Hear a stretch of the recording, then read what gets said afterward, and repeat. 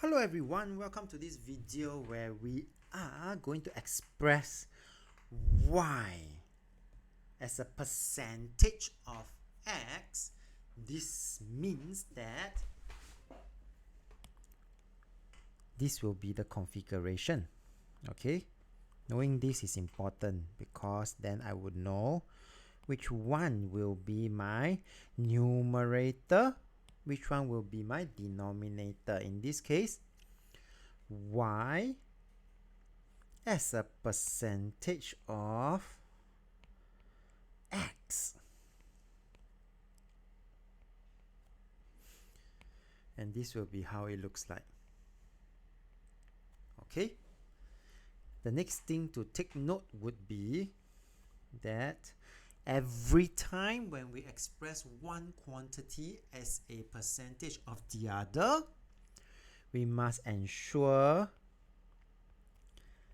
that the units, okay, of both quantities, in this case is my y and my x, are the same in order for it to be consistent. Okay, so these are the two things to take note of when we attempt to express the percentages here for part A to part D. So knowing this, we can then proceed on to part A, because you will then see me express this 4 hours not as 4 hours anymore. I would convert the 4 hours to 202 minutes by multiplying by 60, and that will allow us to convert this to minute. And now I know my x already, yeah? So therefore the required percentage will be my y 30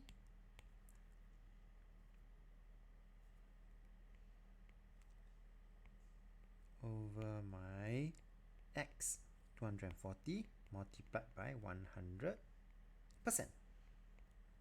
So final answer, all I have to do is to calculate 30 over 240 times 100, and this will give me a value of 12.5%.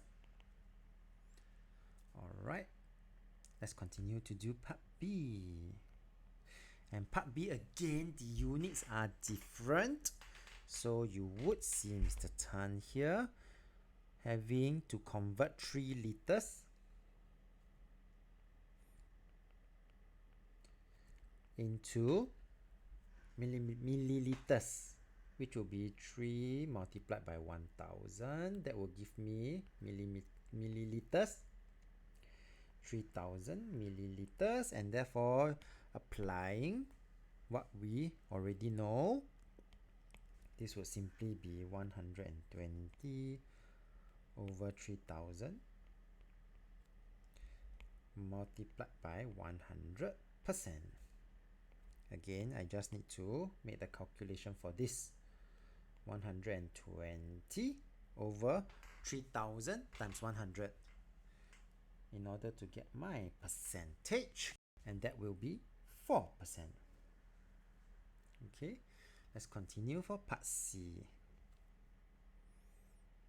where I will again convert my x from 6 meter to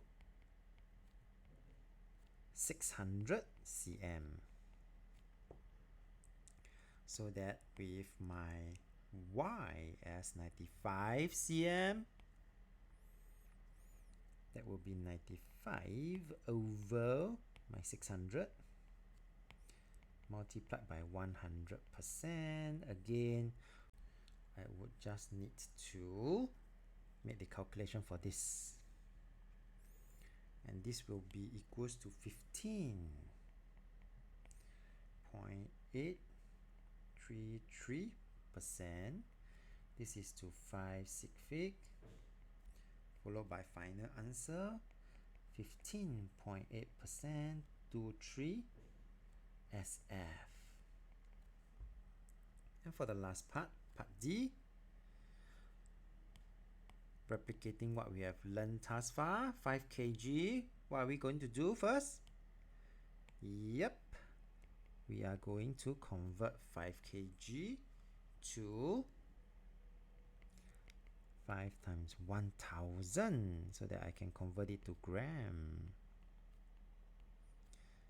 And with that, I will then be able to find the required percentage with 75y